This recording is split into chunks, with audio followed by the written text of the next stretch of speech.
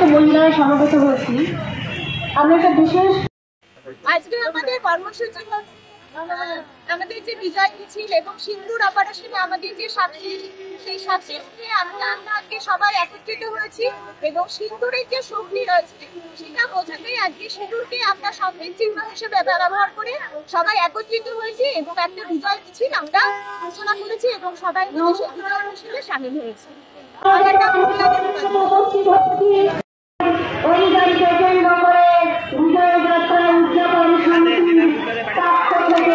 আজকে আমাদের কর্মসূচি ছিল অপারেশন সিন্দুর উপলক্ষে যে ভারতীয় সেনারা বিজয় লাভ করেছে তাদের উদ্দেশ্যে আমাদের এই কর্মসূচি।